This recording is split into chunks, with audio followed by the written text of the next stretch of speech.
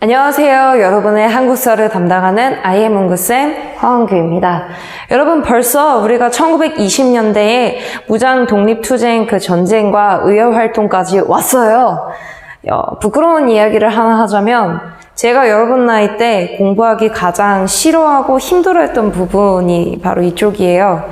독립운동 비슷한 이름들이 너무 많고 기왕에 싸울 거면 좀 크게 이기지 왜 안 좋은 사건들이 많아갖고 투덜투덜 대면서 배웠었는데 어느덧 제가 역사 선생님이 되어서 각종 사료들과 책들을 찾아보고 영상도 찾아보고 하니까 굉장히 내가 부끄럽고 양심 없게 공부를 했구나 하면서 혼자 참 훌쩍훌쩍 울었던 적도 있었습니다. 일제에 식민지를 당했던 그 나라들 중에 이렇게 활발하게 독립운동을 했던 나라가 별로 없어요. 오늘은 1920년대의 항일 무장 투쟁과 의열 활동에 대해서 함께 수업을 해보고자 합니다. 한국사는 IM 문구쌤.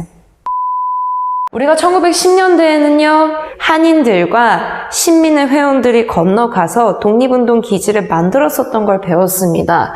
남만주, 북만주, 연해주 이 넓은 땅에서 자치단체, 학교, 그리고 무장 독립단체들에 대해서 차근차근 배웠었잖아요. 이제는 3.1운동을 기점으로 해서 우리가 싸울 때가 왔다, 일어나자 하면서 본격적으로 움직이게 됩니다. 이 만주와 간도 연해주 지역에 활동을 했었던 독립운동 단체들을 대략 세보면 한 50개의 단체들이 있었다고 해요. 그러면 쌤, 얘 정식 군대가 아닌데 무기를 어떻게 해서 얻었을까요? 아주 좋은 질문이에요. 여러 남자친구들이 군대를 가시면 또는 여자친구들이 부사관이나 장교로 시험을 쳐서 군대를 가시면 나중에 알게 되겠지만 이 보급품으로 내려오는 총과 그 총알 하나가 정말 중요한 겁니다. 만약에 부대에 누군가 사격 훈련했는데 총알이 없어졌다 난리가 나는 거예요. 그 부대 완전 뒤집히는 거야. 그런데 이때 당시에는 1차 세계대전 끝나고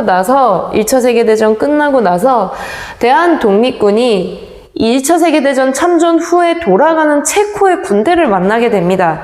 근데 이 체코도 사실 그동안 러시아라든지 열강의 지배를 되게 많이 받아서 그 등사를 알거든요. 그래서 너네가 독립운동을 한다니까 좋아. 우리 어차피 돌아가는 길에 가볍게 갈게. 우리가 가지고 있던 대포, 총알 이거 싸게 팔게. 그러면서 싸게 판 겁니다. 자, 그 다음에 아까 러시아가 나왔지만 러시아 혁명이 일어나고 나서 러시아 황제를 섬기는 옛날 그 황제를 섬기는 백군, 그 다음에 공산주의 군대인 적군 사이에서 싸움이 일어났거든요. 그 러시아 백군들이 이 독립운동 독립군들한테 아주 싸게 몰래 판 겁니다. 그런 거죠. 밀매를 한 거죠. 그렇게 해서 독립군들이 이 총이나 무기들을 얻기 시작을 한 겁니다. 다만 문제는 뭐가 있냐면 당시의 일제는 동아시아 최고의 군대였다는 겁니다. 최신식 무기, 최신식 훈련, 전법 장난 아니었죠. 그러니까 이들을 상대로 전투를 하려면 게릴라전이었습니다. 우리 임진왜란 때도 배웠었죠? 게릴라전 어떻게 했었는지. 자, 첫 번째 단계 들어갑니다. 이 독립군들이 국내로 이렇게 내려 들어오면서 일제가 이제 식민 통치를 하던 기관, 그리고 백성들을 가장 괴롭혔던 그런 기관들을 습격을 해서 탈취를 하고 폭발을 하고 공격을 하고 그렇게 하는 겁니다. 그러면 우리나라 바깥에만 있었나요? 그건 아니고요. 우리나라 국내에서도 천마산대, 보합단, 구월산대 이런 단체들이 무장 투쟁을 하면서 이제 활동을 하셨습니다만 다만 이제 국내는 진짜 진압되기가 굉장히 쉬웠잖아요. 그런데 국외는 바로 좀만 넘어가면 중국 아니면 러시아란 말이에요. 그래서 일제가 자유롭게 활동을 하기에는 조금 무리가 있었던 거죠. 하도 일제가 이렇게 계속 건너가고 공격을 받으니까 열받아가지고 두만강을 건너서 봉오동으로 진격을 합니다. 자, 이때 봉오동에서 홍범도 장군에 대한 독립군과 최진동의 군무도독부, 안무의 국민회군 등 여러 독립투쟁 이 단체들이 대기를 타고 있다가 덮쳐가지고 크게 승리를 해요. 그게 바로 봉오동 전투입니다. 제가 아까 말씀드렸죠. 정규군을 상대를 하려면 게릴라전으로 이겨야 되는데 게릴라전에 3가지 승리 요건이 있습니다. 하나는 기동력이에요. 치고 빠지는 게 빨라야 돼요. 그 다음에 2번째는 지형을 이용하는 겁니다. 일제는 여기 이 봉오동 여기가 사실은 중국 땅이잖아요. 그렇죠. 그렇기 때문에 활동하기가 어려워요. 아무리 최신식 정보를 가지고 있다 해도 지금처럼 뭐 GPS나 스마트폰, 인터넷 이런 게 발달한 게 전혀 아니잖아요. 그래서 이쪽 지역을 잘 몰랐던 겁니다. 그 다음에 3번째, 여기에 만주 간도 지역에 한인들이 굉장히 많이 살고 있었잖아요. 일제한테 거짓 정보를 흘리면서 또 유인을 한다든지. 그래서 이 봉오동에서 크게 전투를 벌였는데 승리를 했습니다. 근데 일제는 약이 바짝 올라요. 그래서 어떤 사건을 일으키냐면 여기 이 봉오동 밑에 이쪽 2번 제가 지금 1, 2, 3, 4 이렇게 번호를 붙였잖아요. 그걸 잘 따라오시면 됩니다. 자, 이 봉오동 밑에 훈춘이라는 곳에 일제가 중국의 마적단, 말을 타고 도적질을 하는 그 사람들을 돈으로 매수를 해서 우리 영사관을 공격해줘 라고 매수를 하는 겁니다. 여러분 상식으로는 이해가 안 되죠? 자, 그런데 진짜로 마적들이 이 훈춘을 습격을 해서 일본 영사관을 불태우고 사람을 죽여요. 그러면 일제 입장에서는 이 중국 땅에 야! 우리 영사관이랑 우리나라 사람들 우리 다쳤어! 죽었어! 좋아! 내가 개입한다! 나 들어갈 거야! 이러면서 군대를 끌고 들어오는 겁니다.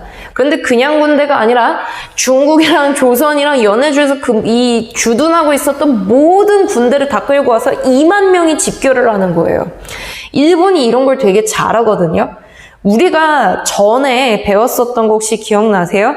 이모군란 끝나고 나서 제물포 조약 체결했을 때 우리 영사관 불탔다. 우리 백성들, 우리 군인 죽었다. 그러니까 나 너네 못 믿겠으니까 우리가 직접 우리를 지킬게 군대를 데리고 들어오잖아요. 그거랑 이제 맥락이 똑같다고 생각하시면 되고 이거 뒤에도 나중에 노무글 사건 이런 것도 되게 많이 일으켜요. 하여튼 일제가 대규모 군대를 이끌고 들어온다는 소문이 퍼지니까 더 이상 여기에서는 활동을 할 수가 없잖아요. 한인들도 피해를 입고. 그래서 이 청산리로 이동을 하게 됩니다. 그러면서 제가 이름을 안 적었네요. 김좌진 장군. 김좌진 장군이 총사령관으로 있었던 북로 군정서에 이 군대들이 합류를 하기 시작을 합니다. 그런데 여기가 백두산 지역으로 내려가다가 청산리까지 뒤쫓아오는 걸 보고 여기서 전투를 벌이는 거예요. 이제 6일간 10회의 큰 전투를 벌였는데 여기서 어떻게 싸웠냐면 일본군과 일본군이 싸우게 만들어요. 어떻게 그게 가능하죠? 게릴라전이니까. 지형을 잘 모르는 일본군은 이 청산리 일대가 안개가 크게 낀다는 걸 사실 잘 몰랐어요. 그런데 이게 독립군들이 유인을 해서 일본군들이 안개에 쌓인 틈을 타서 누군가 총을 팍 하고 쏘니까 사격! 이러면서 막 전쟁이 일어나고 안개가 거쳐서 봤는데 같은 편이야. 그런 사건이 일어나서 청산리 전투에서 크게 승리를 합니다. 대표적으로는 백운평, 어랑촌 여기가 있겠네요. 자, 이게 그래서 청산리 대첩이라고도 이름을 붙여지죠. 그런데 말입니다. 일제가 약이 바짝 올랐어요. 죽여버릴 거야 하면서 이를 뻑뻑 갈았는데 누굴 건드렸냐면 가장 힘이 없고 독립군들을 가장 크게 도왔었던 간도에 살던 한인들을 정말 학살을 합니다. 학살이에요. 사람으로 안 봐요. 제가 이건 정말 사진이 너무 잔인해서 가져오지를 못했습니다. 이쪽이거든요. 제가 지금 일부러 표시를 안 했었는데 여기가 4번 바로 간도에서 1920년부터 1921년 그러니까 해를 걸쳐서 아주 여기를 완전히 탈탈탈탈 털어버린 거예요. 사람을 너무 죽인 거예요. 자, 이 간도에 교회를 세웠던 선교사가 딴 마을에 있었다가 왔는데 남자들이 노인이고 애고 다 죽인 거야. 정말 잔인하게. 심지어 산채로 불을 붙이고. 기가 막혀서 기가 막혀서 이 간도의 한인들이 더 이상 독립군을 도울 수가 없는 거예요. 도왔다가는 정말 개죽음인 거예요. 그래서 이 독립군들이 이러다가는 안 되겠다 싶어가지고 청산리에서 만주랑 소련군의 일대, 만주랑 소련의 국경지대였던 밀산으로 집결을 합니다. 그 다음에 그동안 흩어져 있었던 독립군 단체들을 다 모아가지고 대한 독립군단으로 통합을 한 다음에 서일이 총재에 올라요. 사실 북로군정사의 대장이 바로 서일이었거든요. 그런데 이 대한 독립군단을 이끌고 소련의 레닌이 약속을 하기를 저 지배를 받는 약한 민족들을 우리 사회주의 국가인 소련이 돕겠다. 오라! 하면서 불렀었단 말이에요. 그걸 기억을 하고 이렇게 돌아서 소련의 자유시로 가요. 지금 이름이 스보보드니라고 이렇게 나와 있는데 소련의 자유시로 가는데 여기서 무슨 문제가 생기냐면 이 독립운동 단체 안에서도 파가 좀 나뉘어요. 안타깝게도 민족주의 단체, 사회주의 단체 그러면서 누가 대장을 할 것이냐 그리고 지휘권을 두고 다퉈요. 자, 그러고 난 다음에 첩보를 들은 일본이 독립군 이놈들이 이동을 하네? 그러면서 소련한테 협박을 합니다. 러시아한테.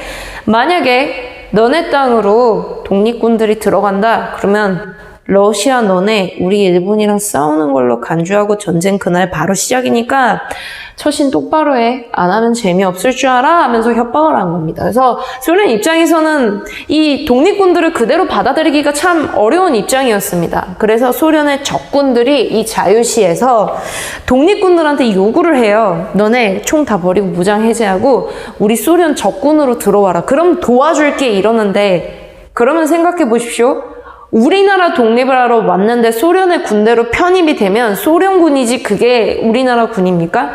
그럼 독립군 활동을 못할 가능성이 굉장히 커서 독립군 사이에서 안 돼 싫어 저항을 하다가 적군이 강제로 무장해제를 시키면서 사람들이 되게 많이 죽어요. 그게 바로 자유시 참변입니다.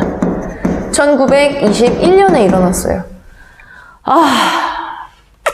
사실 이때 밀산까지 이렇게 김자진 장군은 갔다가 나는 만주에 있을래 하면서 만주로 돌아오고 홍범도 장군이 지청천 장군이랑 함께 이렇게 갔다가 여기 자유시 참배에서 살아남아요. 그러고 이제 밑으로 내려옵니다. 어쨌든 살아남은 사람들은 이제 쭉 갈 거 아니에요? 홍범도 장군은 좀 더 이제 위로 쭉 올라갔다가 나중에 다시 내려오세요. 아무튼 anyway. 방금 잘못 얘기했네요. 미안해요. 자, 그러고 나서 자유시 참변을 겪었었던 이 독립군들 사이에서 우리 이렇게 분열했었다가는 안 되니까 우리 그 각각 지역에서 좀 다스릴 수 있게 한번 해보자 하면서 3부가 결성이 됩니다. 제가 좀 여기가 이렇게 크죠? 자, 일단 좀 잘 따라와 보세요. 제가 그리고 필기한 것도 올릴 테니까 그건 걱정하지 마세요. 자, 요 남만주 지역에는 참의부가 생깁니다. 참의부. 여러분들이 3부를 기억하실 때 앞글자를 제가 따드릴 텐데 그거는 좀 이따가 말씀드릴게요. 그다음에 북만주 지역에서는 정의부. 그다음에 요 간도 저 위쪽에서는 신민부. 그래서 참, 정, 신. 그래서 3부가 결성이 되었다라고 하면 이거는 참정신 이렇게 기억하시면 되고 우리가 저번에 배웠었던 대한민국 임시정부의 그 군대 단체로서 육군 주만 참의부라고 제가 잠깐 말씀드렸었잖아요. 그게 이거예요. 나중엔 대한민국 임시정부 산하의 정부로 이제 정식으로 이제 채택이 됩니다. 이렇게 해서 이 3부는요, 활동을 정말 열심히 해요. 그리고 이 3부 각각 지역에서 정부로서 활동을 하게 됩니다. 군사도 기르고 훈련도 시키면서 그 지역에 있었던 한인들도 돌보고 그들에게서 세금을 걷어서 이 독립군 정부를 운영을 하는 거예요. 다만 왕을 원하는 게 아니라 공화주의 정부를 지향했었던 체제였던 겁니다. 실제로 이 행정부처럼 정말 열심히 움직여요. 그런데 이 소식을 들었던 일제가 움직입니다. 이때 세계 역사도 같이 배우면 굉장히 혼란스러웠거든요. 중국 안에서도 자 우리가 일제랑 열강으로부터 독립을 해야 돼 야 하는 세력도 있었지만 잘 먹고 잘 살고 나 혼자 잘 먹으면 되지 뭐하러 딴 애들을 챙겨 하는 군벌들이 있었습니다. 이 군벌을 한국사에서 좀 감히 제가 찾아서 비유를 하자면 우리 통일신라 말기에 지방에서 호족들이 등장하잖아요. 에헴 내가 이 지방에서 이거야 이러면서 군대를 가진 세력 있는 사람들이 등장을 합니다. 그러면서 일본의 미스야가 중국의 군벌 장쩌린을 만나가지고 너네 우리랑 약속 하나 하자. 내가 돈 줄 테니까 독립군 잡아와. 이게 바로 미스야 협정입니다. 1925년 미스야 협정이에요. 그러다 보니까 이제는 일본, 중국 이런 사람들까지 또 독립군들을 다 색출하겠다고 눈에 불 켜고 달려드는 상황이어서 삼부가 이대로 움직이기가 힘들었던 겁니다. 그래서 책에는 이 학습지는 조금 덜 나왔지만 제가 좀 스포를 해드릴게요. 어차피 역사는 스포가 되어 있으니까요. 자, 그래서 우리 싸우지 말고 어차피 싸우지도 않았지만 우리 하나로 통합을 해서 같이 뭉치자라고 하면서 삼부 통합운동이 일어났는데 이게 완전히 하나로 합쳐지지는 않아요. 그래서 북만주에선 혁신의회, 그 다음에 남만주에선 국민부가 결성이 됩니다. 네, 혁신의회는 나중에 사정이 있어서 해체가 되고요. 국민부는 끝까지 가서 나중에 조선혁명당, 조선혁명군 만들고요. 그거는 제가 다음에 한번 말씀을 드려보도록 하겠습니다. 조금 정신없게 지저분하게 필기가 좀 됐지만 제가 여러분들 필기한 거 올려드릴 테니까 그건 걱정하지 마시고요. 우리는 방금 1920년대의 무장투쟁 활동에 대해서 차근차근 살펴봤습니다. 자, 그러면 이 국외에서 군대로서 활동한 게 아니라 개인이 자신의 목숨을 버려가면서 의열 활동을 했었던 의열 활동가들의 역사도 같이 한번 살펴보도록 하겠습니다. 이번에는 개인의 의열 투쟁에 대해서 살펴보도록 하겠습니다. 여기서 잠깐 짚고 넘어갈 것은 뭐냐면 의사, 열사의 구분을 어떻게 할까요? 의사, 열사는 두 분 다 저 독립운동을 위해서 자신의 목숨을 바치신 분들을 지칭하는 말입니다. 다만 차이점은 의사는 무기를 사용했다. 열사는 무기를 사용하지 않았지만 본인의 목숨을 바쳐서 활동을 하셨다. 이렇게 구분을 할 수 있습니다. 그럼 의사는 안중근 의사, 윤봉길 의사 이렇게 지칭할 수 있고요. 열사는 유관순 열사 이렇게 볼 수 있겠네요. 자, 이렇게 해서 1920년대에는 개인들이 나서서 목숨을 걸고 이 독립에 대한 열망을 불태우셨습니다. 그거에 대해서 차근차근 보도록 할게요. 자, 여기 의열투쟁은 개인과 단체로 한번 나눠보는데 개인으로서는 그 당시에 60세였으면 지금으로 좀 환산 한번 해볼까요? 환산? 한 80대, 90세 노인께서 그 급이라고 생각하시면 돼요. 옛날에는 수명이 지금보다 길지 않았으니까. 강우규 의사 이분은요 조선의 3대 총독으로 사이토가 새로 부임을 해옵니다. 그런데 그거를 소식을 듣고 있다가 폭탄을 가지고 그 총독이 탄 마차에 던졌는데 이게 빗나갔어요. 그래서 딴 데서 빵 터진 거야.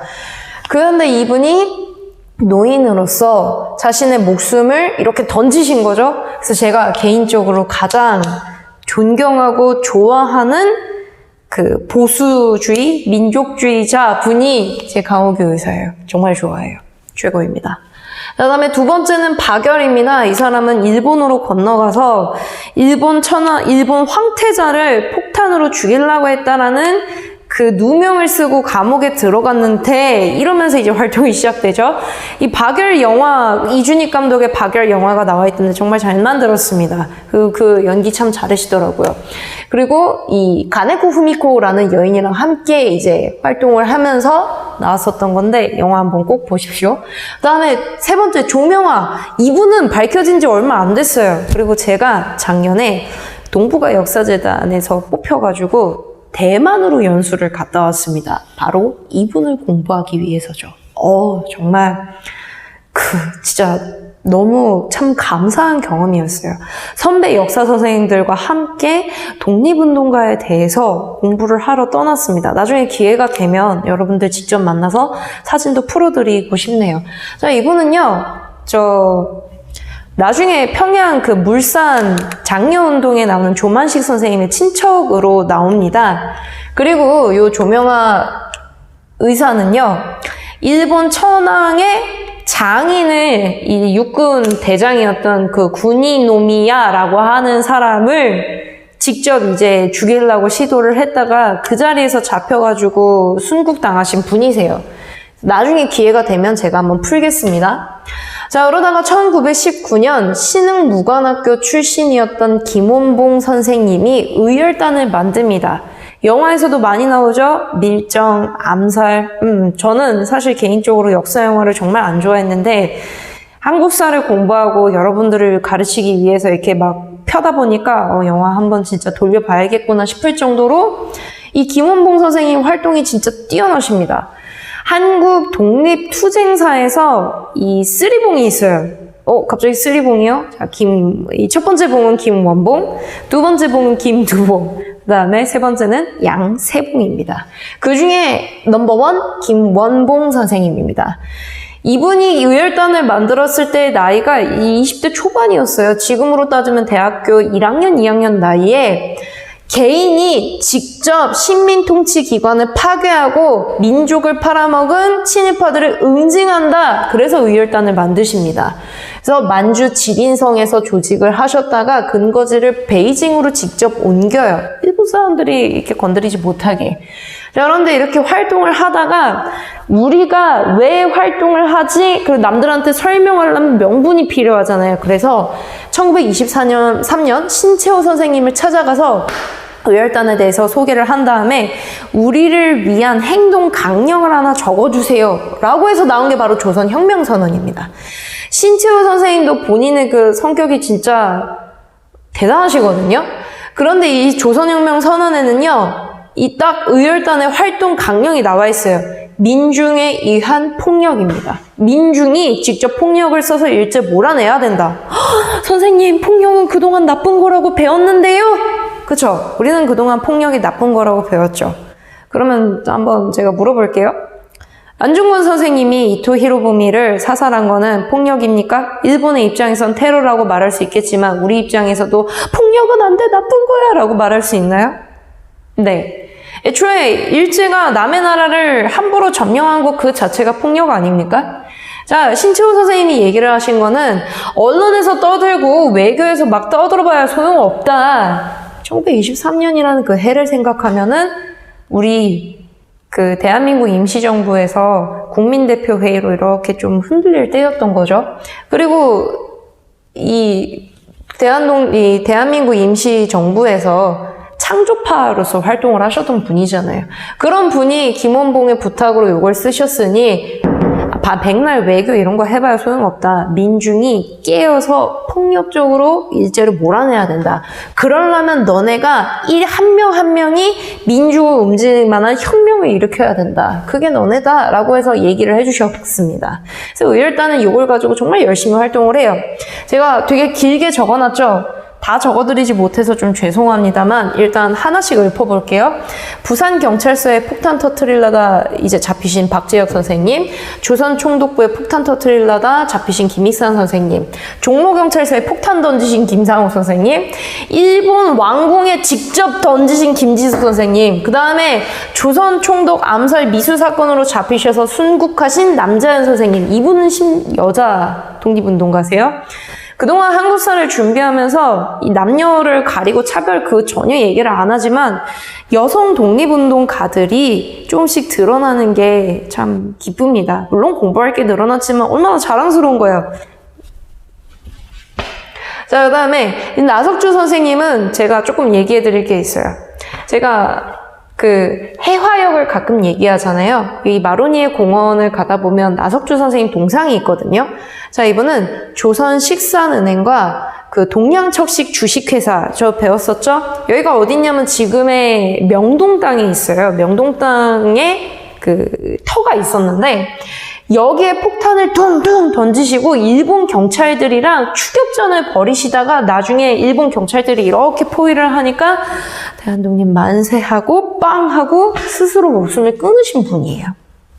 진짜 나중에 영화 나왔으면 좋겠는 게 한 2가지 정도가 있는 게 첫 번째가 나석주 선생님, 그다음에 두 번째가 그 장인한 전명훈 선생님이 스티븐스 사살 사건. 정말 개인적으로 좀 바라는 바입니다. 자, 그런데 이거는 조금 제가 더 할게요. 개인의 의열투쟁은 한계가 있어요. 잡히면 참 이게 없거든요. 그래서 김원봉 선생님 입장에서는 내가 좀 더 배워야겠다. 전문적으로 좀 지식이 필요해. 그러면서 중국의 황푸 군관학교를 1925년에 입학을 하십니다. 지금으로 따지면 육군사관학교, 해군사관학교라고 생각하시면 돼요. 여기가 알아주는 곳이었거든요. 중국도 일제랑 열강들에 대해서 대항을 하고 있었을 때니까. 그래서 활동을 열심히 하시고 나중에 이 중국 국민당, 제가 나중에 설명해 드릴게요. 그들의 지원을 받아서 조선혁명 간부 학교를 세우고 거기서 이 독립투쟁을 하겠다는 용사들을 키웁니다. 이육사 선생님도 이 학교 출신이세요. 자, 그 다음에 대한민국 임시정부가 국민대표회의가 그렇게 허무하게 끝나고 나서 많은 독립운동가들이 떠나고 활동이 굉장히 어려워졌잖아요. 그러면서 김구 선생님이 국무령으로서 집단지도체제를 활용하시면서 이 지금 상황을 어떻게 해서 우리가 좀 바꿀까라고 고민을 하시다가 1931년에 한인애국단을 만드십니다. 그리고 여기에서 대표적으로 우리가 이름 참 많이 들어봤었죠? 이봉창 의사, 윤봉길 의사.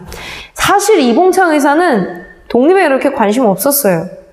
정말 뭐 개인의 선택이지만 나 먹고 살기도 힘든데 무슨 이러면서 있다가 용산역에서 이제 근무를 하고 있는데 일본인들이랑 월급이랑 승진해서 너무 차별을 받으니까 그게 싫어서 일본으로 건너갔단 말이에요. 유창하게 일본어를 해요. 근데도 차별받는 게 사라지지를 않는 거야. 그래서 너무 분하고 화가 나서 김구 선생님을 찾아갑니다. 그리고 한인애국단 들어가서 도쿄의 일왕에게 직접 폭탄을 던져요. 이런 분도 계세요.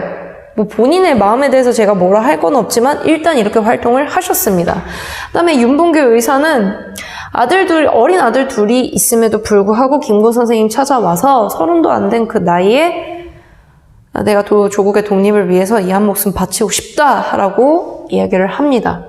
자, 일단 여기 이 연결고리를 좀 말씀드릴게요. 일왕이 죽을 뻔했다 살아났잖아요. 근데 그걸 중국 언론들이 아쉽게, 진짜 안타깝게도 이런 용어를 쓰면서 이 사건을 얘기하니까 일본이 그걸 가지고 시비를 걸어서 상하이를 쳐들어가요. 그리고 상하이 점령을 해버립니다. 그래서 상하이 사변을 일으켰는데 우리가 상하이를 차지했다 왕 하면서 축제하는 그 전승 기념일 날에 윤봉길 선생님이 알죠? 도시락 폭탄, 물폭탄, 이 물병 폭탄이 원래 진짜고 도시락 폭탄은 자결용, 불발했을 때를 대비를 해서 그래서 그 폭탄이 크게 터지면서 일본 고관들과 군인들이 생각보다 정말 많이 죽고 다칩니다. 그러면서 윤봉길 선생님은 각종 고문을 당하시고 결국 총살당해서 돌아가셨지만 중국 국민당의 그 수장이었던 장제스가 이런 말을 남겨요. 중국 인민들이 하지 못했던 거를 한반도의 청년 한 명이 해냈구나. 그러면서 이때부터 중국 국민당이 대대적으로 대한민국 임시정부를 지원을 하게 됩니다. 사실 안 좋았어요, 사이가. 만보산 사건이라고 해서 중국 농민들이랑 한국 농민들이랑 꽝 하고 부딪히니까 사이가 너무 안 좋아졌는데 이걸 계기로 해서 중국 내에서도 와, 한인 이러면서 이제 여론이 뒤바뀌게 된 거죠. 자, 이렇게 해서 우리는 무장투쟁과 의열투쟁에 대해서 차근차근 살펴봤습니다.